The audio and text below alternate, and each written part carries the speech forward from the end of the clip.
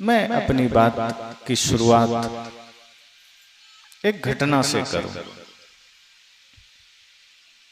कि किस तरह से बेहोशी में हम जीते हैं, और वह बेहोशी इतनी खतरनाक होती है कि अंतिम समय आते आते तक भी हम होश में नहीं आ पाते। एक बार राजा विक्रमादित्य के दरबार में एक संत, एक फकीर, एक सन्यासी जंगल से सुबह सुबह आए और उन्होंने दरबारियों से निवेदन किया कि मैं सम्राट को कुछ भेंट करना चाहता हूं। लोगों ने सोचा कि बहुत लोग आते हैं, राजा को कुछ न कुछ भेंट करते हैं। ये संत, ये सन्यासी के मन में भी एक इच्छा हुई है, चलो जाने देते हैं। और वैसे भी राजा विक्रमादित्य धर्म के प्रति रुचि रखते थे, प्रेम रखते थे, संतों के प्रति श्रद्धा रखते थे। उन्होंने कहा ठीक है, आने दो। जब संत पास में गए तो लोगों ने सोचा होगा कि ये फकीर है, सन्यासी है, क्या लिया होगा, क्या लेकर आया होगा। तभी देखते हैं लोग कि उनके हाथ में कोई जंगली फल है, साधारण सा, जिसे लोग खाते भी नहीं, एक बड़ा ही साधारण सा फल। राजा ने देखा, फिर लगा इसी फल के लिए सुबह सुबह इतनी दूर चलकर आया। हमें लगा कोई कीमती वस्तु होगी, ये साधारण से जंगली फल के लिए इतना दूर आया। मंत्री जो बगल में बैठा था वो सोचता है सन्यासी पागल ही है, अपना समय खराब किया, क्या होगा इस फल का। लेकिन राजा सोचता है कि आखिर सन्यासी है, इसके पास और कीमती वस्तु हो भी क्या सकती। लेकिन इन्होंने बड़े ही प्रेम और स्नेह से लाया है तो ठीक है, स्वीकार है। वो फल राजा ने लिया और बगल में मंत्री को दे दिया। जैसा कि होता है, कोई भी वस्तु राजा को दिया जाए तो वो मंत्री को दे देता है कि जाके कहीं रख देना। अब मंत्री सोचता है कि ये कचड़ा रखकर मैं क्या करूंगा, क्योंकि वो उसे कचड़ा ही समझ रहा था। ये जंगली फल है, खाने योग्य भी नहीं, और राजा मुझे सौंप दिया, मैं इसे करूंगा क्या। फिर सोचता है कहीं बाहर फेंक दूंगा, और किसी दिन राजा ने पूछा कि कहाँ दिया तो फिर चक्कर में पड़ जाएंगे। उसने सोचा चलो एक कहीं कोई तल घर में डाल देते। इस तरह से वो प्रक्रिया शुरू हो गई। दूसरे दिन फिर वो संत आए, फिर वही फल लेकर आए। राजा ने कहा आश्चर्य है, एक साधारण से फल के लिए संत फिर आ गए।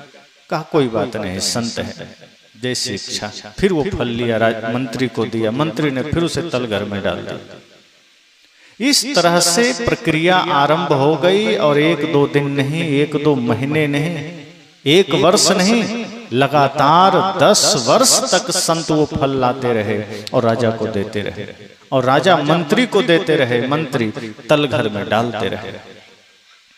जब 10 वर्ष पूरे हुए और एक दिन पुनः संत वो फल लेकर आए, और जैसे ही राजा को दिए, राजा भी अब तंग आ चुका था कि 10 वर्ष हो गए, इसको कुछ मिलता नहीं, इतना घटिया सा फल लेकर आता है, मुझे लेना पड़ता है और वापस मंत्री को देना पड़ता है। और मंत्री ने भी सोचा था कि आज तो मैं इसे फेंक ही दूंगा, सामने ही फेंक दूंगा, मैं परेशान हो गया। ये कोई कीमती वस्तु थोड़े, सड़ा हुआ फल लेकर आया, और ये रोज रोज 10 वर्षों से परेशान कर रहा है। तो जैसे ही राजा फल हाथ में लिया और मंत्री को दिया, और मंत्री ने उसी समय खींच में आकर फल को फेंक दिया। तो जैसे ही दूर फेंका, वहां कुछ बंदर दौड़ पड़े उस फल को पकड़ने। वो बंदर जैसे ही उसमें दांत लगाया, वो फल 2 टुकड़े में जैसे ही हुआ, उसके अंदर से चमकता हुआ हीरा निकला। अब मंत्री हड़बड़ाया, कहा अरे आश्चर्य, इस फल में हीरा, वो भी बड़े ही अद्भुत और गजब क्वालिटी का हीरा, दूर से ही चमक रहा है। राजा की भी नजर पड़ी, राजा भी हैरान हुआ, कहा आश्चर्य है, इसमें हीरा निकला। उठाकर देखा तो बिल्कुल असली हीरा है। राजा के तो होश उड़े, उसने मंत्री के तरफ इशारा किया कि बताओ बाकी फल कहाँ है। 10 वर्षों से जो तुम्हें दिया जा रहा था, क्योंकि एक फल आज टूटा है तो इसमें हीरे का पता चला।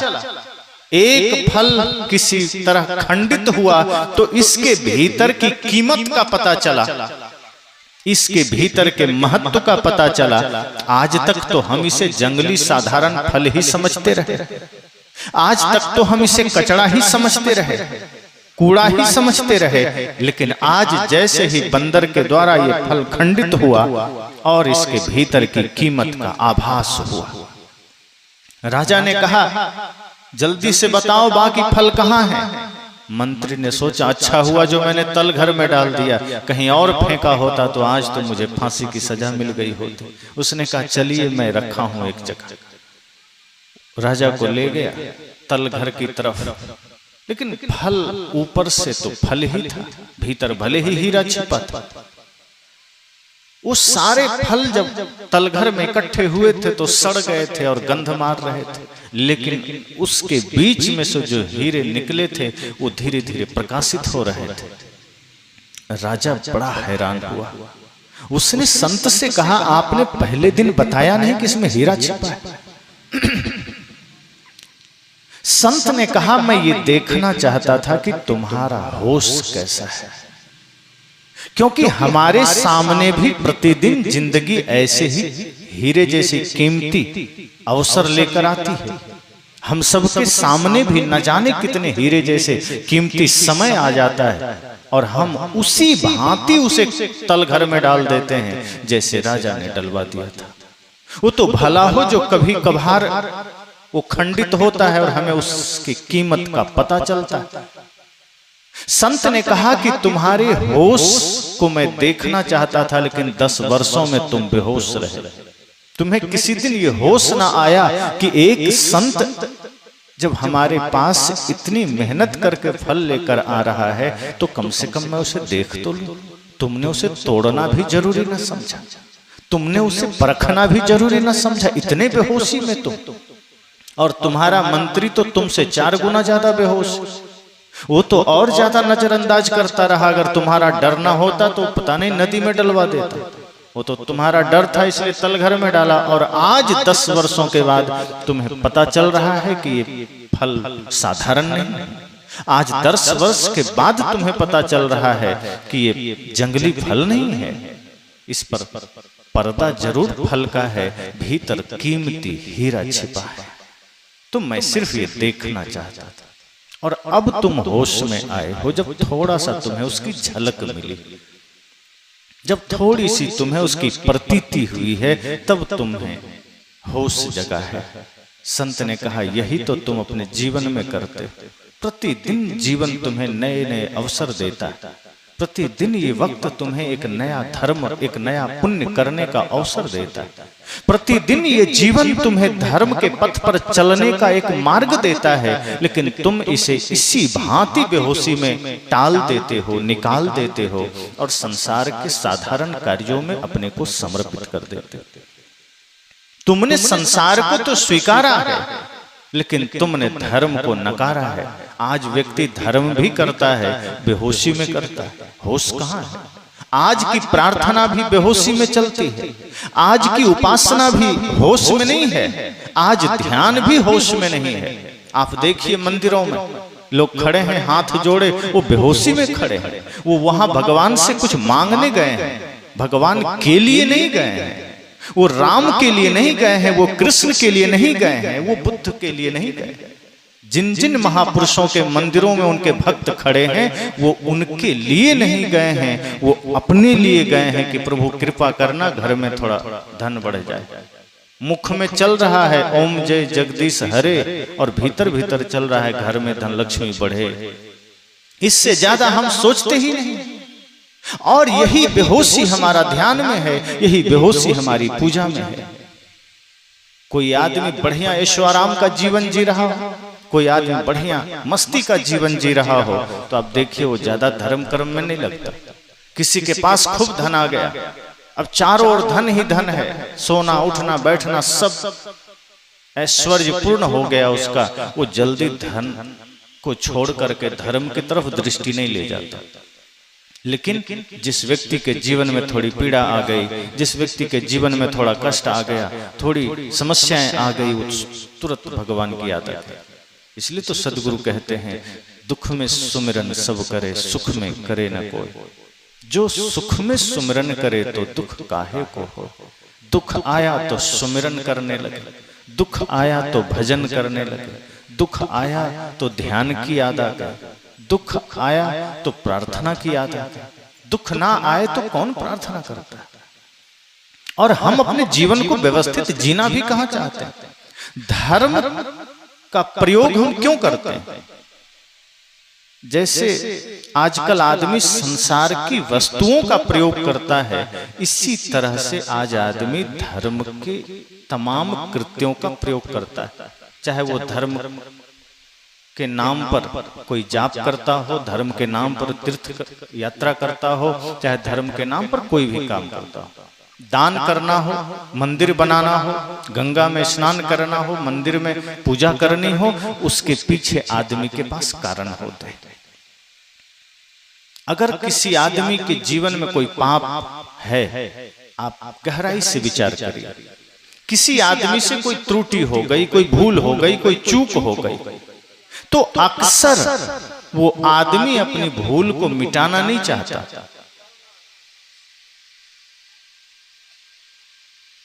आदमी अपने जीवन में त्रुटियों को खत्म करना नहीं चाहता।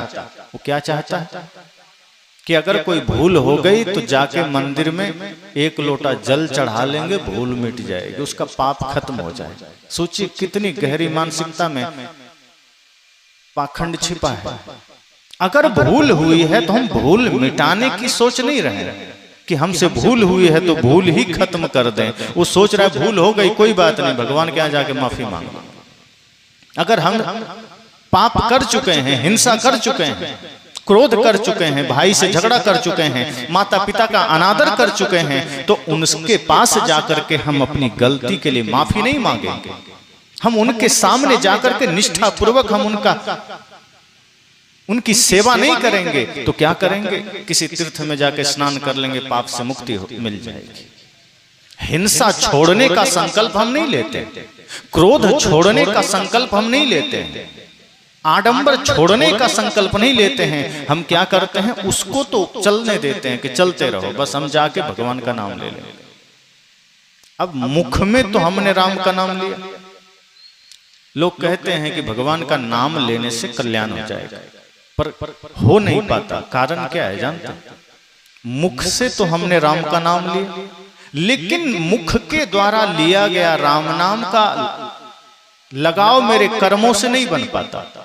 मुख में राम और बगल में छुरी, जब ये घटना आ जाती है तो राम का नाम मुख में लिया और हाथ से कर रहे हैं रावण का काम, जीभ से कर रहे हैं रावण का काम, कर्मों में है रावण का काम। तो मुख से राम का नाम और कर्म में रावण का कर्म, तो मुक्ति नहीं मिलेगी, शांति नहीं मिलेगी, चाहे कितना कोशिश कर लीजिए। और फिर वो आदमी कहता है बड़े दिन से प्रार्थना कर रहे हैं, मुक्ति कहाँ मिल रही है, शांति कहाँ मिल रही है। मंदिर तो हम भी जाते हैं, शांति नहीं मिली। प्रार्थना हम भी करते हैं, शांति नहीं मिली। तीर्थों में हम भी गए, शांति नहीं मिली। संतों के दर्शन किए, शांति नहीं मिली, क्योंकि आपकी कामना ही गलत है, आपकी यात्रा ही गलत है। आप भगवान के पास इसलिए नहीं गए कि आपका मन पवित्र हो जाए। आप गुरु के पास इसलिए नहीं गए कि आपका मन निर्मल हो जाए। आप इसलिए गए कि पाप तो ठीक है चलता रहे, बुराइयां जीवन में रहे, माता पिता के लिए जो जीवन में अनादर का भाव है वो रहे, भाई भाई से जो विवाद है वो रहे, मित्र से जो झगड़ा है वो रहे। बस गुरु आशीर्वाद दे दें कि तुमको पाप नहीं लगेगा, हम यही कामना से जाते हैं। और ये संभव नहीं है। सबसे पहली जरूरत है कि हम अपने जीवन की बुराइयों को मिटाना होगा। और ये बात स्वयं राम भी कहते हैं। किसी ने राम जी से पूछा कि प्रभु, लोग कहते हैं कि आपका नाम जपने से आपको कोई पा सकता है, या आपके पीछे भागने से कोई आपको पा लेगा, तो क्या ये संभव है? राम जी ने कहा ये बिल्कुल संभव नहीं। कहा फिर आपको कोई कैसे पा सकता है? तब उन्होंने क्या कहा, निर्मल मन जन सो मोहि पावा, मोहि कपट छल छिद्र न भावा। उन्होंने कहा जिसका मन निर्मल है, जिसका मन पवित्र है, जो कपट से दूर है, छल से दूर है, वो मुझे पालेगा, वहीं पालेगा, वो घर में ही पालेगा। और जिसके मन में कपट है, छल है, वो अयोध्या में आके बैठा रहेगा, नहीं पाएगा। अगर अयोध्या जाने से सबको पुण्य की प्राप्ति हो जाती तो आज अयोध्या में कितनी भीड़ है लोगों की, क्या सब मुक्त हो गए? नहीं हो सकते। अयोध्या में होने मात्र से मुक्ति का कोई उपाय नहीं है। आपका जीवन भी तो अयोध्या होना चाहिए, आपका मन भी तो निर्मल होना चाहिए। संत ने कहा कि हम जीवन भर बेहोशी में जीते हैं और उस घड़ी हमें जीवन के सत्य का पता चलता है जब हम कुछ करने लायक नहीं रह जाते, जब हम लाचार हो जाते हैं। जब तक जवानी है, ऊर्जा है, हमारे पास सामर्थ्य है, तब तक हम ना ध्यान के बारे में सोचते हैं, ना सत्संग के बारे में सोचते हैं। तब हमें सत्संग मिल भी जाए तो हम सोच देते हैं चलो 3 दिन का है, लास्ट में चलेंगे। 3 दिन का सत्संग की सूचना मिली, अधिकांश लोगों के मन में होता है कि 3 दिन है, पहला दिन क्या जाना, दूसरा या तीसरा दिन चला जाएगा। लेकिन आप सोचिए कि कहीं कोई वस्तुएं बांटने की सूचना मिल जाए कि आज सरकार के तरफ से यहाँ स्टॉल लगाया गया है और आज चावल फ्री मिलेगा। आदमी सोचता है कल को क्या ठिकाना खत्म हो जाएगा, आज ही चलते हैं।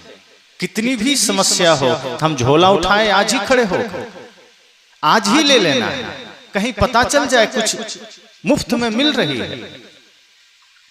एक जगह मैं था प्रयागराज में, मेला में मैं देखा कि कहीं कहीं स्टॉल लगे थे, यहाँ फ्री इलाज होता, तो देखो कि लाइनें लगी है फ्री इलाज। तो कई लोगों से मैंने पूछा आपको क्या समस्या का, कुछ नहीं है फ्री है, तो एक बार चेकअप करवा लेते, क्या दिक्कत है। और अगर शुल्क लगे तो आदमी के पास टाइम नहीं है, बीमार भी है तो देखेंगे कल चले जाएंगे, लेकिन निःशुल्क है तो कुछ नहीं है फिर भी खड़े हो। बाहर हमें लाभ नजर आता है कि ये वस्तु मुझे मिल जाएगी, कुछ प्रत्यक्ष हमें मिलेगा, लेकिन मन की शांति कहीं हमें मिलेगी ये हमें नजर नहीं आता, क्योंकि उसके प्रति हम जागरूक नहीं। सत्संग में आपको बाहर की वस्तुएं तो नहीं मिलेगी, यहां आपको कोई सोना चांदी हीरे जवाहरात रुपए पैसे तो नहीं मिलेंगे, लेकिन वो धन आपको यहां मिलेगा जो शायद संसार में कहीं नहीं मिलेगा। बाहर जो आप धन पाएंगे वो धन तो क्षणिक है, वो धन आज है छूट जाएगा।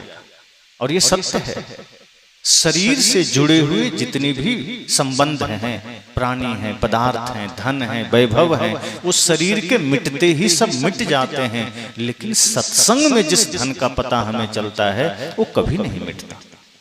और वो क्या है? वो है भक्ति का धन, प्रेम का धन, सत्य का धन, धर्म का धन।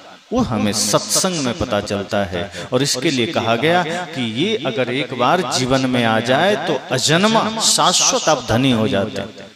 बाहर के धन से तो आप इसी जीवन में धनी हैं, मृत्यु सामने आ जाए कि वो धन भी छूट जाएगा। मान लीजिए आप सोचें कि ठीक हम खर्च नहीं करेंगे, जमा करके रखेंगे, और मृत्यु सामने आ जाए तो क्या करेंगे? लेकर जा सकेंगे? नहीं लेके जा सकते। धन का मतलब है धर्म में प्रयोग करिए, सदुपयोग करिए, अपने लिए, समाज के लिए, राष्ट्र के लिए, प्राणी मात्र के लिए। धन की गति यही है कि आप उसका सदुपयोग करिए, नहीं करेंगे तो ऐसे भी नाश हो जाएगा। शरीर में बल है तो एक ही काम करिए कि जो शरीर की शक्ति है उसे सेवा में लगाइए, दूसरों के समस्याओं को सुलझाने में लगाइए। हम लोग हनुमान जी का नाम सुनते हैं, वो अपने बल का प्रयोग सदैव संपूर्ण रूप से लोगों की सेवा में करते रहे। हम क्या कहते हैं? अतुलित बल धामा। उनका बल इतना है कि जो तुलना में ना आ सके, किसी की तुलना में। और वो विनम्रता के शिखर पर है, भक्ति की पराकाष्ठा पर है और सेवा में लगे। कुंभकर्ण के पास भी बल था, कहाँ लगाता था? लोगों को पीड़ा देने, लोगों को परेशान करने। रावण के पास भी बल है, वैभव है, वो प्रयोग कहाँ कर रहा है? लोगों को परेशान करने। लेकिन हनुमान जी प्रयोग कर रहे हैं लोगों के कल्याण के लिए।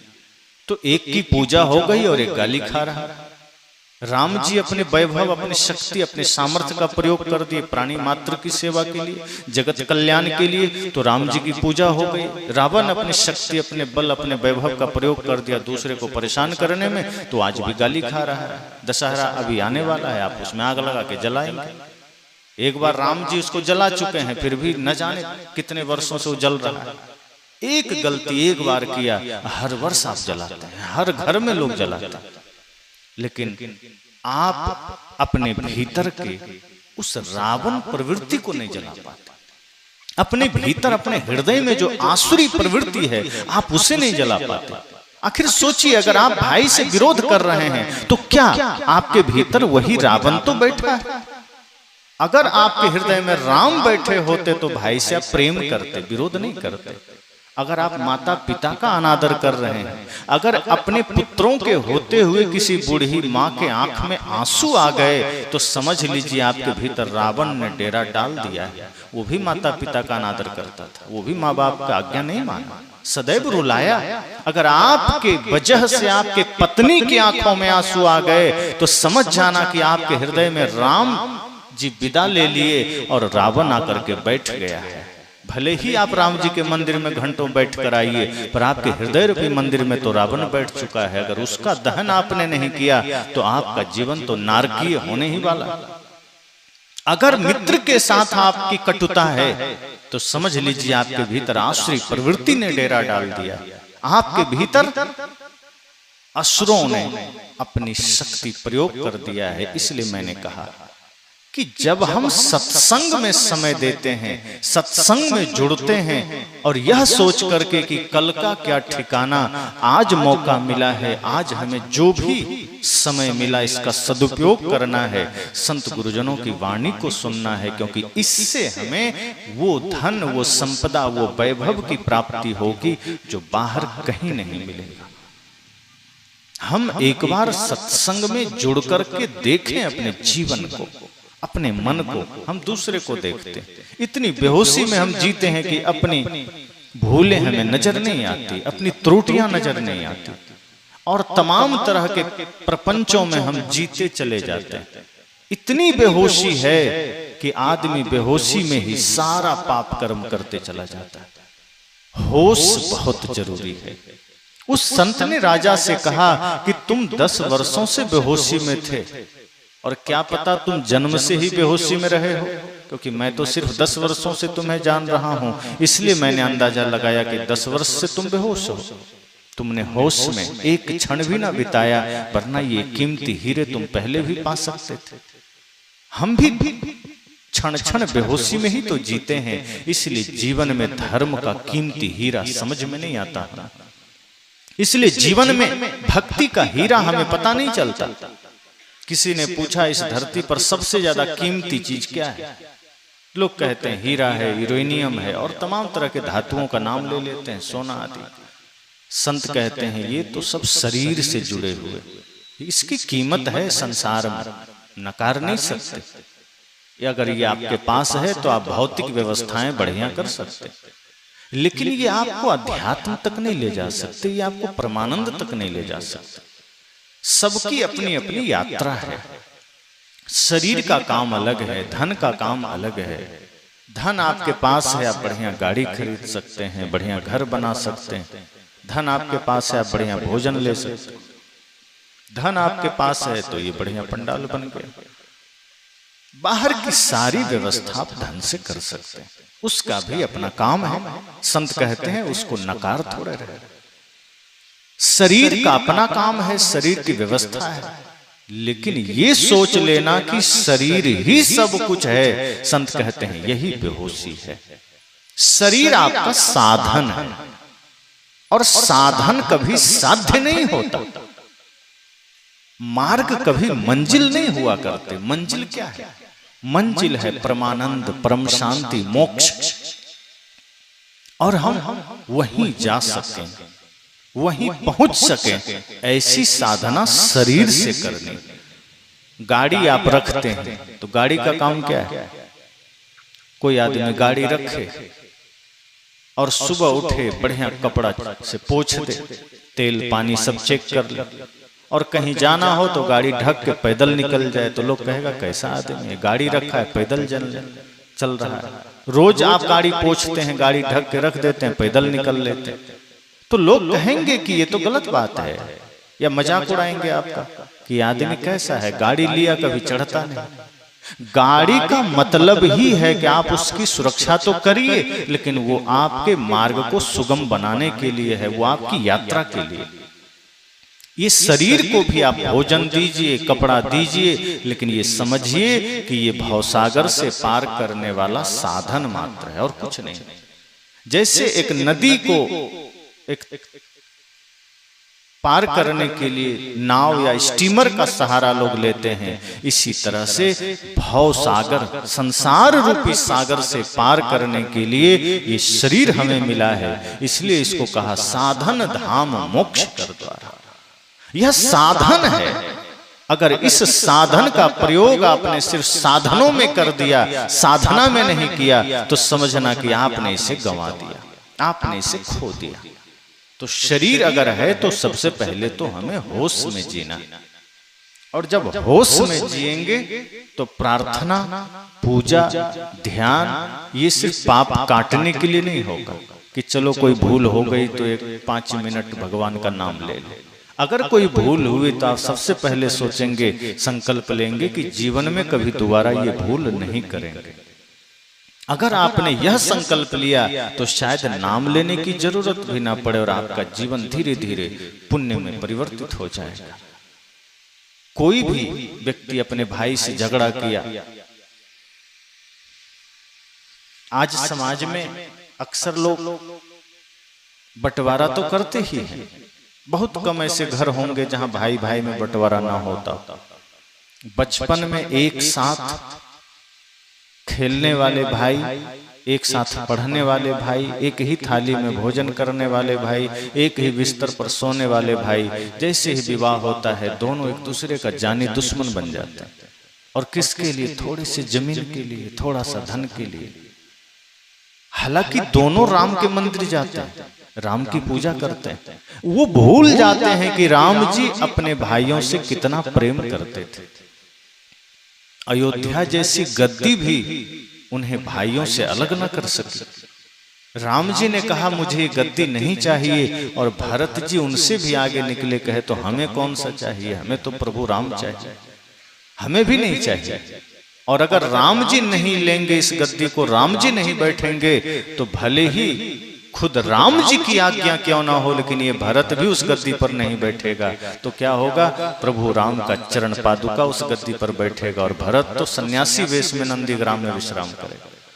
और भरत की श्रद्धा देखिए, भाई के प्रति, अपने प्रभु श्री राम के प्रति उनका प्रेम देखिए, उनकी श्रद्धा, उनकी भक्ति, उनका सेवकपन देखिए। उन्होंने सोचा कि राम जी जमीन पर सोते होंगे तो मैं भरत उनके बराबरी में जमीन पर नहीं सो सकता, जमीन में गड्ढा करके 2 फीट नीचे सोएंगे। ये अटूट श्रद्धा है भरत जी का, लक्ष्मण जी का, शत्रुघ्न जी का। उन्हीं की पूजा करने वाले आज राम भक्त अपने भाई से बंटवारा लेने के लिए कोर्ट में खड़े हैं, और बन पड़े तो एक दूसरे के प्रति भयंकर शत्रुता का भाव लेकर खड़े हैं। ये कैसे हो गया? बेहोशी के कारण, क्योंकि हम इतनी बेहोशी में चले आए कि संसार ही हमारे लिए महत्वपूर्ण हो गया। संसार ही हमें सबसे ज्यादा कीमती लगने लगा। उस संसार के सामने हमने माता को, पिता को, भाई को, बंधु को, सबको नजरअंदाज कर दिया। धन तो आप कमा लेंगे, पा लेंगे, लेकिन कहीं बाजार में जा करके भाई पालेंगे क्या? किसी बाजार, किसी दुकान में माता पिता को खरीद पाएंगे क्या? लेकिन हम ये बोध जीवन भर नहीं कर पाते। बहुत कम ऐसे पुत्र होंगे जो आज श्रवण कुमार की भांति माता पिता की सेवा करते होंगे। आज तो जगह जगह वृद्धाश्रम खुल रहे हैं, और वृद्धाश्रम का अर्थ क्या है? एक बहुत बड़ा अभिशाप है जो हमारे देश में आज वृद्धाश्रम खुल रहे हैं। लोग तो सोचते हैं कि वाह, वृद्धाश्रम खोल रहा है, बड़ा धर्मात्मा आदमी। हालांकि खोलने वाला तो धर्मात्मा ही है, लेकिन जिनकी वजह से खुल रहा है, सोचिए वो कितना दुष्ट आत्मा है।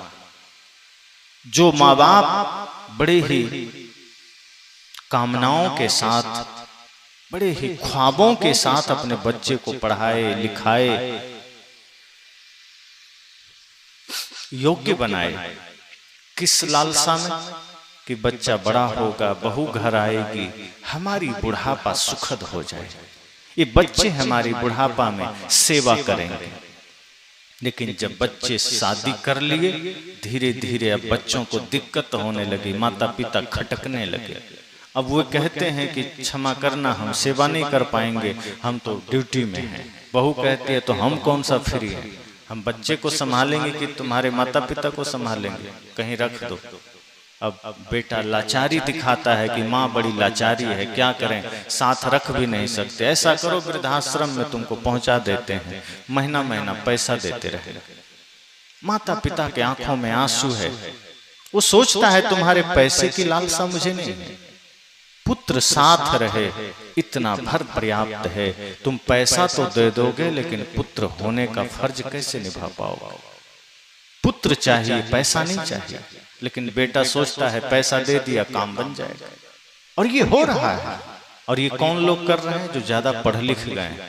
गांव में तो फिर भी ठीक है मामला, लेकिन जो लोग ज्यादा पढ़ लिख गए, डॉक्टर इंजीनियर बन गए, वकील बन गए, उन लोगों के माता पिता आज वृद्धाश्रम में। तो हम धर्म भी बेहोशी में कर रहे हैं, इसलिए घर में बंटवारे हो रहे हैं, इसलिए माता पिता लाचारी में जी रहे हैं। थोड़ी सी भी हमसे त्रुटि होती है कि हम मंदिर चले जाते हैं, भगवान से माफी मांगना। आपने कभी कोशिश किया कि आप गलती अपने भाई के साथ किए, एक बार भाई से तो माफी मांग कर देखो, ज्यादा आनंद आएगा। आपने दुख माँ को दिया है, माफी आप राम जी से मांग रहे हैं, राम जी खुद नाराज हो जाएंगे आपसे कि जो राम जी खुद सौतेली माँ की आज्ञा पालन करने जंगल चले गए, आप अपनी सगी माँ को कष्ट देकर राम जी से माफी मांगने जा रहे हो। अगर सच में राम जी सामने आ जाएं तो मार मार के सिर फोड़ देंगे कि तुम कर क्या रहे हो, मेरे पास आ रहे हो, इतना पाप करके मुझसे माफी मांग रहे हो, अरे माँ से तो माफी मांगो। इसलिए संत ने कहा कि तुम जीवन भर बेहोशी में जीते हो और बेहोशी में ही सारे पाप होते हैं। होश में जब हम आ जाते हैं तो पाप नहीं हो सकता, और बेहोशी में किए गए पाप के फल को मिटाने के लिए हम धर्म कर लेते हैं, दिखावे का धर्म। वास्तव में वो धर्म नहीं होता, बाहर से लगता है कि हम धर्म कर रहे हैं। और आज ऐसा ही धर्म हो रहा है, लोगों को ये बस रहता है कि दूसरा जान ले। आप देखिए, कई बार, सबकी बात नहीं करता, पर अक्सर आप कभी कभी देखेंगे कि कोई ऐसा आदमी जो मंदिर गया हो, वो जब देखता है कोई नहीं है तो धीरे धीरे घंटी बजाता है, लेकिन जब आसपास नजर डालता है कि कोई आ रहा है तो घंटी जोर से बजाता है, ताकि लोगों को पता चले कि बड़ा धार्मिक आदमी। वो व्यक्तिगत शांति और श्रद्धा से नहीं गया है, वो दिखावे के लिए गया है कि लोगों को पता चले कि बाद में बड़ा धर्मात्मा है, ताकि वो रास्ते में निकले तो लोग उसे नमस्कार करें और कहे वाह क्या धर्मात्मा आदमी। वास्तव में वो धर्मात्मा नहीं है, वो दुष्टात्मा है। धर्मात्मा आप तब होते हैं जब आप मंदिर में खड़े हों, चाहे अपने घर में खड़े हों, एक ही श्रद्धा का भाव हो। आप बाजार में खड़े हों, वही श्रद्धा, वही प्रेम, वही निष्कपट हृदय हो। किसी मित्र के साथ हो तो, माता पिता के साथ हो तो, मंदिर में हो तो, जब सब तरफ सब जगह आपके लिए वही मंदिर का धाम बन जाता है तो समझ जाना आपकी पूजा हो गई। इसलिए तो सदगुरु कहते हैं, जहां जहां डोलो सो परिक्रमा, जो कुछ करो सो पूजा। जब हम अपने जीवन को अलग अलग खंडों में बांट रखे हैं कि हमारा घर तो नरक बना रहेगा, तो जब घर को ही हम नरक बना के रखेंगे तो मंदिर में हम उसकी पवित्रता को क्या जाने। सदगुरु कहते हैं आप अपने घर को ही मंदिर बना लीजिए। घर में बसने वाले, निवास करने वाले माता पिता को ही परमात्मा समझिए। माता पिता गुरु, ये तीन हमारे जीवन में परम आदरणीय हैं, श्रद्धेय। जब हम उनके प्रति परम श्रद्धा करते हैं, उनके प्रति निष्ठा रखते हैं, उनके बताए मार्ग पर चलते हैं, तो आपके लिए क्षण क्षण पूजा हो जाती, पल पल पूजा हो जाती। गुरु की अवज्ञा करके, माता पिता को दुत्कार करके आप मंदिर में घंटों बैठे रहें, आपकी पूजा वहां नहीं हो सकती। इसलिए संत ने कहा कि आप बेहोशी में जी रहे हैं, इसलिए जीवन के सत्य से अनजान हैं, इसलिए जीवन के रहस्यों से अनजान हैं, और इसी कारण से आपको अलग से तमाम पाखंड करने पड़ते हैं। सदगुरु ने पूजा को पाखंड क्यों कहा? इसलिए कहा कि तुम मंदिर गए, वहां जल चढ़ा दिए और रास्ते में कोई प्यासा मिल गया तो दुत्कार दिए कि चल निकल, और लोग हैं, औरों के पास जाओ। मंदिर गए, वहां प्रार्थना गाए और बाहर आए लोगों को गालियां दे दिए। साहब कहते हैं फिर तुम पाखंड कर रहे हो, पूजा नहीं कर रहे। पूजा का मतलब है कि मन वचन कर्म से तुम पवित्र हो जाओ, फिर तुम मंदिर में खड़े रहो, चाहे चौराहे पर खड़े रहो, तुम्हारे मुख से प्रार्थना ही निकलेगी। प्रार्थना का मतलब प्रिय वचन, जो परमात्मा को प्रिय, और सब घट में परमात्मा बैठा है। तो मंदिर में परमात्मा के सामने तुमने प्रार्थना गाया और साधारण लोगों के बीच गए तो उनमें तुमने परमात्मा को नहीं देखा, वहां तुमने गालियां दे दी। इसका मतलब है कि आपकी प्रार्थना अधूरी है। अगर सच में प्रार्थना करनी है तो मुख से कभी भी कटु शब्द ना निकले, मुख से कभी भी गालियां ना निकले। जिस मुख से आप राम का नाम ले रहे हैं, सोचिए उसी मुख से आप गालियां कैसे निकालते हो। वही मुख है, उसी से प्रार्थना, उसी से गाली, उसी से राम का नाम, उसी से पाप का काम। जिन हाथों से आप पूजा कर रहे हैं, उसी हाथों से आप किसी के साथ दुर्व्यवहार कैसे करते हैं। इसलिए संत कहते हैं सजग हो जाइए, होश में आ जाइए, जीवन के कृत्यों के प्रति सजग हो जाइए। बेहोशी में जिएंगे, कदम कदम पर पाप होंगे, कदम कदम पर भूलें होंगी, और आज इन भूलों को मिटाने के लिए आदमी नशा का सहारा ले रहा है। धर्म की शरण में आकर के हम जागृत नहीं बन पा रहे, हम बेहोशी में जिए चले जा रहे हैं, और जब बेहोशी में जीते हैं तो तमाम पाप हम कर बैठते हैं। और जब भयंकर जीवन में पाप होता है तो उन पापों के दुखों को मिटाने के लिए, भूलने के लिए हम गुरु के पास नहीं जाते हैं, हम शराब ठेले पर चले जाते हैं, शराब की दुकान पर चले जाते हैं, पी करके पड़े रहते हैं। आदमी कहता है अरे तो थोड़ा दुख और दर्द को भुलाने के लिए पी रहे हैं। नशा करने लग जाते हैं, दुर्व्यसन करने लग जाते हैं। संत कहते हैं अगर तुम जीवन के मर्म को समझ पाओ, अगर तुम जीवन की कीमत को समझ पाओ, तो तुम फिर बाहरी नशा में नहीं पड़ोगे, फिर तुम भक्ति की नशा में आ जाओ। जो तुम वहां 4 घंटे मूर्छा में रह करके शांति पाते हो, यहाँ होश में रह करके शांति पाओगे, 24 घंटे पाओगे। नशा करके आप मूर्छा में चले जाते हैं, इसलिए वो 2-4 घंटे आप दुख से अनजान हो जाते हैं, और कुछ नहीं होता। दुख मिटा नहीं है। जैसे कहीं कचड़े की ढेरी हो और आप उस पर सफेद चादर ढक दीजिए तो दिखाई देना बंद हो जाएगा, पर कचड़ा मिटा थोड़े है। 2-4 घंटे में दुर्गंध तो आएगी ही, दुर्गंध को आप नहीं रोक सकते। हाँ, आपने दिखने से रोक दिया है कि वो दिखेगा नहीं। यही हम नशा में करते हैं। जीवन की जितनी भी भूलें हैं, उस वजह से जो पीड़ा प्रकट हो रही है, नशा करके हम उसमें पर्दा डाल दिए कि बस थोड़े देर के लिए मन से उसका कनेक्शन हट जाए और हम थोड़ा शांति महसूस करें। लेकिन वो भीतर भयंकर रूप से मौजूद है और धीरे धीरे वो दुर्गंध की तरह बाहर आएगा। वो समस्या मिटी नहीं। अगर कहीं कचरा है तो संत कहते हैं आप उसको हटा के फेंक दीजिए, पानी से धो दीजिए, वो सदा के लिए साफ हो गए। इसी तरह से जीवन में अगर कोई भीतर कचरा है, कोई दोष है, कोई विकार है, कोई भूल है, तो उसे आप टेम्परोरी व्यवस्था करके मत मिटाइए कि पर्दे टांग दिए, कि थोड़ा नशा कर लिए, कि थोड़ा मंदिर में जाके 2 घंटे मन बहला लिए, कि तीर्थों में चले गए। कहा नहीं, ध्यान के द्वारा, तप के द्वारा धीरे धीरे धीरे धीरे मन वचन कर्म को पवित्र बनाइए, शुद्ध बनाइए। जब आप शुद्ध बनाएंगे तो क्या होगा, फिर ये गुरु ज्ञान का, भक्ति का जो एक अद्भुत नशा है, जब वो जीवन में चढ़ गया तो आप जिएंगे होश में। शराब का नशा आपको बेहोश कर देता है, गुरु ज्ञान का नशा आपको होश में ले आता है। दोनों में यही फर्क है। एक में सिर्फ दुख से कनेक्शन कट जाता है और एक ऐसा है जो परमानंद का स्रोत मिल जाता है।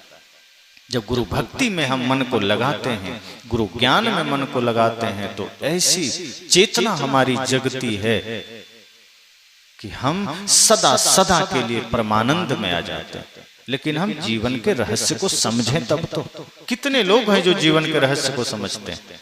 अधिकांश लोग ये समझते हैं कि जीवन मिला है, बचपना के बाद पढ़ते पढ़ते थोड़ी जवानी आएगी, शादी विवाह होगा, घर परिवार, बच्चे, बुढ़ापा, मृत्यु, इतना ही जीवन है। आप देखिए तो ऐसा काम और इतना काम किसी न किसी तरह से जानवर भी कर ले रहे हैं। भले वो पढ़ाई लिखाई नहीं करते, अपने से घर नहीं बनाते, बहुत से जानवर बना भी लेते। बहुत से चिड़िया को आप देखिए, बया पक्षी आदि को, इंजीनियर फेल है उसके सामने, जिस तरह के घोंसले वो बनाते। एक से एक कलाकारी जानवरों में भी। चूहों को देखिए, जमीन के अंदर बिल खोद करके कितना बढ़िया घर बना लेता है। चींटियों को देखिए, तो किसी न किसी तरह हमसे बढ़िया काम जानवर कर लेते हैं जीने खाने का। लेकिन एक काम जो वो नहीं कर पाते हैं, ना कर पाएंगे कभी, वो है मुक्ति का काम, वो है भजन का, धर्म का। क्योंकि उसके लिए वो शरीर नहीं है। मनुष्य के अलावा जितने भी खानियां हैं संसार में, चाहे वो चींटी हो, कुत्ता, हाथी, घोड़ा, बैल, गधा, कीट पतंगे, सांप, छुछुंदर, कुछ भी, जितने भी मनुष्य के अलावा हैं, वो सिर्फ कर्म फल भोगने की भूमिका है। वो सिर्फ दुखों के फल को भोगने के लिए मिला है, वो ध्यान साधन के लिए नहीं मिला है। वो भोग की भूमिका है, वो कर्म की भूमिका नहीं है। कर्म की भूमिका ये मनुष्य शरीर है, और आप सौभाग्यशाली हैं जो आपको मनुष्य शरीर मिला है। परंतु सिर्फ मनुष्य शरीर का मिलना सौभाग्य है क्या? तुलसीदास जी ने क्या कहा? बड़े भाग्य मानुष तन पावा। और इतना ही नहीं, सुर दुर्लभ सदग्रंथ ही गावा। कि मनुष्य शरीर कितने सौभाग्य से मिला है। मनुष्य जीवन का मिलना कितना बड़ा सौभाग्य है। आप इससे अंदाजा लगा सकते हैं कि देवता भी तरस रहे हैं कि हमें भी मनुष्य जीवन मिल जाए। लेकिन संत कहते हैं कि क्या मनुष्य जीवन मिल गया तो सार्थक हो गया, सौभाग्य हो गया क्या? यदि इस मनुष्य जीवन में आप पाप का कर्म कर रहे हैं तो ये मनुष्य जीवन पाना तो दुर्भाग्य का काम हो गया, सौभाग्य नहीं हुआ। अगर इस मनुष्य जीवन में आप किसी का दिल दुखा रहे हैं, अपने हाथों से किसी का गला दबा रहे हैं, किसी के साथ छल कर रहे हैं, अपने मुख से किसी को अपवित्र भाषण करके दिल दुखा रहे हैं, गाली दे रहे हैं, इन पैरों से चल करके आप शराब की दुकान पर जा रहे हैं, चोरी करने जा रहे हैं, अगर आपने जीवन भर इस शरीर का उपयोग पाप कर्मों में किया है तो संत कहते हैं फिर यह मनुष्य शरीर आपको दुर्भाग्य से मिला है, फिर यह सौभाग्य से नहीं मिला है। और ऐसे शरीर का मिलना परम दुर्भाग्य की बात है जिस शरीर से आप सिर्फ पाप कर रहे हैं। तो सौभाग्य से कौन सा शरीर मिला? तो फिर तुलसीदास जी ने ऐसा क्यों कहा कि बड़े भाग्य मानुष तन पावा? वो इसलिए कहते हैं और उस शरीर के लिए कहते हैं जो व्यक्ति अपने शरीर से धर्म के मार्ग पर चलता है, परमार्थ के मार्ग पर चलता है, प्रेम के मार्ग पर चलता है, जो क्रोध के मार्ग पर जा रहा है, जो घृणा के मार्ग पर जा रहा है, जो नफरत के मार्ग पर जा रहा है, जो ईर्ष्या द्वेष के मार्ग पर जा रहा है, उसके लिए नहीं कहा गया कि बड़े भाग्य मानुष तन पावा। बड़े भाग्य से मनुष्य शरीर मिला, इसकी सार्थकता यही है कि संभल जाइए और सोचिए ये मनुष्य जीवन हमें सिर्फ घर मकान दुकान के लिए नहीं मिला। ये तो शरीर की व्यवस्था है जो हम कर रहे हैं। अंतिम तक अगर हम यही करते रह गए तो मनुष्य जीवन पाने का उद्देश्य क्या था? अगर हम सिर्फ शरीर के खाने पीने की व्यवस्था करते रहे तो फिर वो काम हम कब करेंगे जिसके लिए वास्तव में शरीर मिला? खेत में आप खूब फसल लगाइए, वो फसल किस लिए है? अगर वो फसल उपजा करके आप कहीं बोरा में बंद करके कमरे में बंद कर दीजिए और आप खाएं खरीद करके या ना खाएं, उपवास करते रहें, वो फसल का अर्थ क्या है?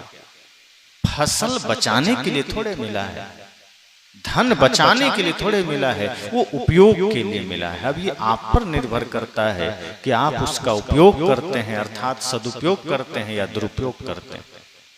ये मनुष्य शरीर भी धर्म के लिए मिला है, परमार्थ के लिए मिला है, लेकिन आज हम इस मनुष्य शरीर को सिवाय माया मोह प्रपंच के कुछ नहीं करते। आज आप बाहर नजर दौड़ाइए तो आदमी बाहर के विस्तार के अलावा भीतर की यात्रा पर कभी निकला है नहीं। एक एक आदमी दिन रात यही सोच रहा है कि कल सुबह से शाम कैसे क्या करना है, संसार में खेत खलिहान बाजार दुकान मकान के अलावा कुछ नहीं सोचता। बाहर कितना विस्तार हम कर लें, चाहे छोटा से छोटा आदमी हो धन के मामले में, चाहे भारत में अंबानी अडानी जैसा आदमी, कोशिश क्या है बाहर कितना विस्तार हम कर लें, लेकिन वो विस्तार किस लिए? अगर आपने जीवन के अर्थ को न समझा, अगर आपने धर्म की यात्रा न शुरू की, तो समझ जाना यहां भी आप खो देंगे और आगे भी आप खोएंगे। आगे नरक मिलेगा ये तय है। मनुष्य शरीर खो देंगे, क्या पता आगे सांप छुछुंदर कुत्ता बिल्ली क्या बनना पड़े, कौन जानता है। क्योंकि सौभाग्य तो था कि मनुष्य शरीर मिल गया कि धर्म का काम करेंगे, लेकिन अगर नहीं किए और चले गए सांप छुछुंदर कुत्ता में, तब क्या होगा? परवश हो जाएंगे, स्वाधीन नहीं रहेंगे, पराधीन हो जाएंगे। फिर भोजन के लिए तड़पना पड़ेगा, दौड़ना पड़ेगा, और सही शुद्ध भोजन मिल जाए क्या गारंटी? चींटी बन गए, कब किसके पैरों तले रौंदे जाए कौन जानता है। अगर फालतू कुत्ता कोई बन गया तो क्या होगा? आज देखिए, अगर कोई पालतू कुत्ता बन गया तब तो थोड़ा सा रहम है कि आपको थोड़ा चाय बिस्कुट मिल जाएगा, लोगों को गोद में उठा लेंगे लोग आप। लेकिन कहीं फालतू कुत्ता में चले गए तो डंडा लेके लोग खड़े मिलेंगे, कब कहाँ डंडा पड़े कोई नहीं जानता। और पालतू कुत्ता कोई पिछले जन्म में कर्म किया होगा जो वो इस जन्म में थोड़ा फल पा लिया। कुछ हो सकता है मनुष्य जीवन में रहते रहते वो इतना थोड़ा सा धर्म का काम कर लिया होगा कि पुनः मनुष्य नहीं बन गया, लेकिन वो कुत्ता बना, लेकिन पालतू बन गया। अब इस जन्म में थोड़ी सी सेवा उसको मिल गई। हमारे कर्म पर ही तय होता है कि आगे हम क्या बनेंगे। अगर आपका इस जीवन का कर्म सही है, पवित्र है, सामान्य धर्म के अनुरूप है, तो पुनः मनुष्य शरीर आपको मिल सकता है। अगर आप बिल्कुल परम साधना कर पाए, ध्यान कर पाए, तो हो सकता है आप मुक्त भी हो जाए। लेकिन अगर आप चूक गए, धन दौलत के अलावा कहीं आपने दूसरा धर्म ध्यान में मन नहीं लगाया, परमार्थ में मन नहीं लगाया, तो फिर मनुष्य शरीर खो देंगे। इसलिए संत कहते हैं होश बहुत जरूरी है, ध्यान देना। आप इस जीवन में जो कुछ भी कर रहे हैं, अगर उसमें सिर्फ संसार का काम आपका समाया हुआ है तो वो जरूरी है, लेकिन वो आपका मंजिल नहीं है। आप मेहनत करिए, धन कमाइए, आप मकान भी बना लीजिए, शरीर को जरूरत है, शरीर साधन है, साधन की व्यवस्था तो करनी पड़ेगी। अब गाड़ी आप चला रहे हैं, चक्का पंचर हो जाए तो हवा तो डलवाना पड़ेगा। अब कोई कह रहे क्या करना, चलो ऐसे ही, तो फिर आपको पूरा टायर बदलना पड़ सकता है। इसलिए जरूरी है व्यवस्था तो करिए, शरीर को भोजन भी दीजिए, इसके लिए आपको मेहनत करनी पड़ेगी। आप घर भी बनाइए, इसको छाया भी जरूरत है, कपड़े दीजिए। संस्कारों के अधीन हम जीते हैं, मर्यादा में जीते हैं, कपड़े की जरूरत है।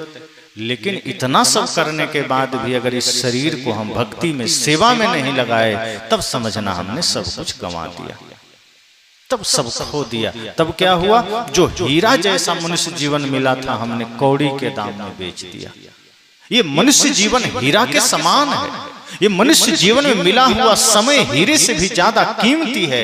और यदि इसको हमने सेवा में लगाया, दूसरों की पीड़ा हरने में लगाया, प्राणी मात्र की सेवा में लगाया, संत गुरुजनों की सेवा में लगाया, राष्ट्र की सेवा में लगाया, और यूं कहें माता पिता के प्रति श्रद्धा से हमने अपने कर्तव्यों का पालन किया, तो समझ जाइए आपने शरीर का सदुपयोग किया और इस हीरे का सही मूल्यांकन किया। यह मनुष्य जीवन से कीमती हीरा क्या हो सकता है? अगर आप इसका सदुपयोग कर ले गए तो आप जीवन को कीमती बना लेंगे और उसके लिए कोई समय और उम्र की आवश्यकता नहीं पड़ती। आप थोड़े से समय में भी जीवन को कीमती बना सकते हैं। अब देखिए, शहीद आजम भगत सिंह 23 वर्ष की अवस्था होते तक सभी भारतवासियों के हृदय में अमर हो गए, सबके दिलों में है। झांसी की रानी लक्ष्मीबाई का नाम आप सुने हैं, जानते हैं। भगत सिंह हैं, चंद्रशेखर आजाद हैं, खुदीराम बोस मात्र 18 वर्ष की आयु। ऐसे तमाम क्रांतिकारी, नेताजी सुभाष, क्या किया इन्होंने? अपना व्यक्तिगत स्वार्थ का त्याग कर दिया। उन्होंने यही संकल्प लिया कि मेरा जीवन, मेरी सांसें, मेरी आयु अब मेरे लिए नहीं, ये राष्ट्र के लिए है, ये देश के लिए है, देश की एकता अखंडता के लिए है, और स्वयं को बलिदान कर दिया। और परिणाम क्या हुआ? उनका शरीर तो मिट गया, लेकिन कम उम्र में उनके द्वारा किया गया महान बलिदान उनको अमर बना दिया। आज हर हिंदुस्तानी भारतवासी हृदय में उनको रखता। और कितने लोग हैं जो 100-100 वर्ष की आयु में कुछ नहीं किए अपने घर के अलावा, तो पड़ोसी भी नहीं जानता। क्या मतलब हुआ? जीवन मिला, सब कुछ मिला, समय मिला, लेकिन हम कुछ नहीं कर पाए, जीवन का कोई सदुपयोग नहीं कर पाए। इसलिए अपने जीवन में संकल्प लीजिए कि जीवन थोड़ा ही हो, लेकिन ये सत्संग से जुड़ करके हम उस थोड़े से जीवन में वो महान काम करेंगे जिसके वजह से हम भी, शरीर भले हमारा मिट जाए लेकिन हम अमर हो जाएं। क्योंकि शरीर तो प्रकृति का है, मिट्टी पानी आग हवा से बना है, ये सब एक दूसरे में मिल जाएंगे। साधन मिला कुछ दिनों के लिए, ये बिखर जाएंगे, लेकिन इस शरीर से जो आप पुण्य का काम कर जाएंगे, इस शरीर से जो आप धर्म का काम कर जाएंगे, वो कभी मिटेगा नहीं, वो काम आपको अमर बना देगा। इसलिए संकल्पित हो जाइए कि मनुष्य शरीर अकारण नहीं मिला है, साधारण नहीं है, असाधारण है, और ये किसी कारण से मिला है, कुछ अच्छा करने के लिए मिला है, धर्म के मार्ग पर चलने के लिए मिला है, माता पिता गुरु की सेवा के लिए मिला है, राष्ट्र की सेवा के लिए मिला, प्राणी मात्र की सेवा के लिए मिला है। और यही हमारे महापुरुषों का कहना है। चाहे आप राम जी का जीवन देखिए, कृष्ण जी का जीवन देखिए, चाहे आप बुद्ध, महावीर, सुर, तुलसी, कबीर, मीरा का जीवन देखिए, सबने अपने जीवन को तपाया, स्वार्थ से ऊपर उठाया, परमार्थ में मन को लगाया, निजी हितों से आगे उन्होंने राष्ट्र को रखा, मानवता को रखा, प्राणी मात्र को रखा। और जब आप अपने से ऊपर राष्ट्र को रखते हैं, अपने से ऊपर मानवता को रखते हैं, फिर आपके जीवन में भी धीरे धीरे धीरे धीरे शांति घटित होती है और आपका भी जीवन अमर हो जाता है। इसलिए मैंने कहा होश। तो उस राजा को भी तब होश आया और संत ने कहा कि अब होश जग गया है, तो ये मत सोचो कि पीछे हमने गंवा दिया, और ये भी मत सोचना कि आगे फिर कुछ अच्छा करेंगे। आगे आया नहीं है और पिछला हाथ से निकल गया है, अर्थात अतीत तुम्हारे हाथ से चला गया, पास्ट चला गया, अब उसे तुम पकड़ नहीं पाओगे।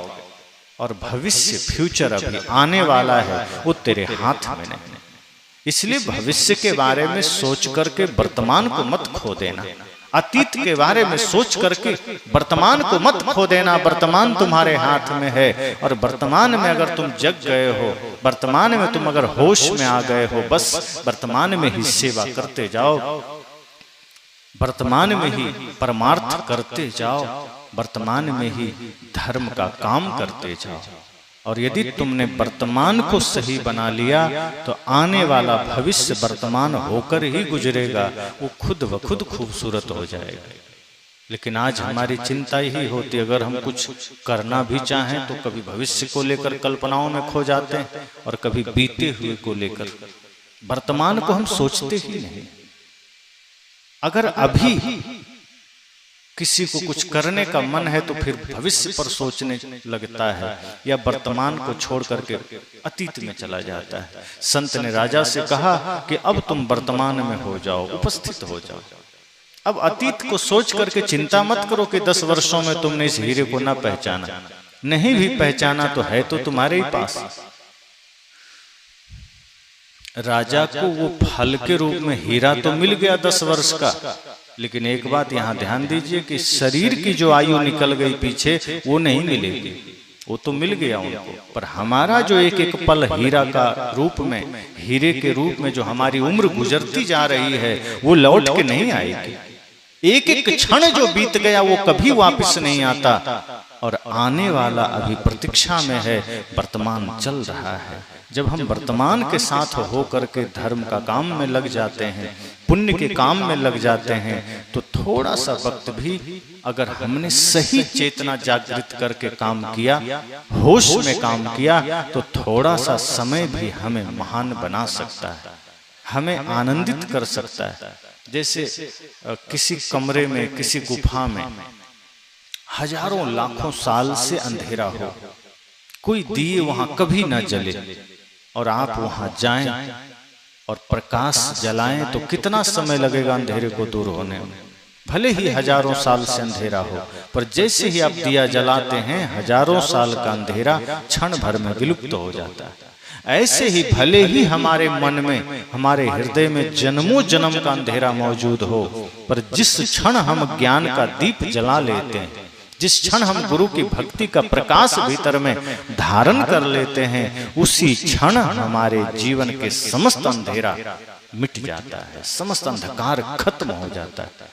इसलिए इतना ध्यान हो, इतना होश हो कि मुझे वर्तमान में ही, इसी क्षण में होश में आ जाना है, वर्तमान में ही जीना है और परमार्थ के पथ पर चलना है, तो निश्चय ही हमारा शरीर पाना सार्थक होगा, हमारा जीवन सार्थक हो जाएगा। और यही इस प्रथम दिन में हमारी चर्चा कि हम सब इस मनुष्य शरीर में तो आए, लेकिन हम इस मनुष्य शरीर के एक एक पल को बेहोशी में गंवा रहे हैं, और इस बेहोशी की वजह से हम तमाम पाप करते जाते हैं, और उन पापों को मिटाने के लिए फिर हम मंदिर जाते हैं, उन पापों को मिटाने के लिए फिर हम पूजा करते हैं, व्रत करते हैं, और सोचते हैं कि अगर हमने व्रत कर लिया, पूजा कर लिया, भगवान का नाम ले लिया तो पाप मिट जाएंगे, भूल में मत रहिएगा। अगर पाप कर्म ही छोड़ेंगे, पाप कर्म ही मिटेगा, तभी पाप कट सकता है। अगर पाप कर्म चल रहा है, मन गंदा है, और आप चाहे मुख से कितना राम का नाम ले लीजिए, कितना उपवास रह लीजिए, व्रत कर लीजिए, कोई पाप नहीं मिटेगा, कभी नहीं मिटेगा। और कोई शास्त्र आपको पाप से मुक्ति नहीं दे सकता अगर आपने पाप कर्म नहीं छोड़ा। कोई भगवान आपको मुक्ति नहीं दे सकते, चाहे गंगा में डुबकी लगाइए। अब गंगा में डुबकी लगाएंगे तो गंगा का जल आपके शरीर को धोएगा, मन में पाप रहता है। अब मन को तो आपने धोया नहीं, अब मन धुलेगा सत्संग में। इसलिए संत कहते हैं ज्ञान गंगा नहा लो प्यारे मना। गंगा में आप डुबकी लगाइए, गंगा की पूजा करिए, लेकिन असली पूजा तब होगी जब आप मन को निर्मल कर लेंगे। फिर आपके लिए डुबकी लगाने की भी जरूरत नहीं है, उसमें नहाने का फल आपको मिल जाएगा। बस करना इतना है कि मन की गंदगी को धोना है, और मन की गंदगी किसी जल से नहीं धुलता, वो ज्ञान से धुलता है, वो सत्संग से धुलता है। और वो यही सत्संग है जहां मन की गंदगी धुलेगा। कहीं भी संतों का संग मिले, कहीं भी संतों का सानिध्य मिले, आप वहां बैठ जाइए, वहां आपके मन के मैल धुलेंगे, वहां मन के विकार धुलेंगे, और वही असली गंगा स्नान है। तो इसलिए मैंने कहा कि ये सत्संग हमारे जीवन को, हमारे मन को निर्मल बना सकता है। अगर हम इस संकल्प के साथ बैठते हैं कि हमें सिर्फ पाप का विकल्प नहीं चाहिए कि चलो पाप को दबा देना है, हमें अपने मन को पूर्ण पाप से मुक्ति चाहिए, तो हमें ज्ञान के मार्ग में चलना होगा, हमें भक्ति के मार्ग में चलना होगा, बुरे कर्म छोड़ने पड़ेंगे। जैसे किसी टंकी को आप खाली करना चाहते हैं छत पर, अब टंकी में पानी भरा है, नल खोल दीजिए, पानी गिर रहा है, और उधर से किसी ने मोटर चला दिया, तो खाली होगा क्या? मोटर से उसमें पानी भी जा रहा है और नल से पानी बाहर भी हो रहा है, तो वो खाली नहीं होगा, वो जो जितना निकलेगा मोटर के द्वारा चला जाएगा। इसी तरह से हम कर रहे हैं, हम पाप कर्म करना छोड़ नहीं रहे हैं, इधर पूजा भी कर रहे हैं। तो पूजा का जो लाभ हमें मिलना चाहिए वो मिल तो रहा है, लेकिन उधर पाप किए चले जा रहे हैं, फिर वो और इकट्ठा होते चला जाता है। इसलिए सबसे पहले मोटर बंद करना पड़ेगा, फिर नल खोलिए टंकी खाली हो जाएगा। इसी तरह पहले पाप कर्म करना बंद करना पड़ेगा, पहले झूठ बंद करना पड़ेगा, छल कपट छोड़ना पड़ेगा, ईर्ष्या द्वेष छोड़ना पड़ेगा। और तमाम बुरे कर्म जब हम छोड़ देंगे, उसके बाद अगर हम भजन करते हैं, पूजा करते हैं, प्रार्थना करते हैं, तब जाकर के हमारा जीवन पाप से मुक्त हो पाएगा, तब हमारा जीवन निर्मल हो पाएगा। और जहाँ निर्मलता है वहीं परमात्मा का निवास है। तो सभी को हृदय से मंगल कामना करते इस प्रथम दिन में वाणी को विराम देता हूँ।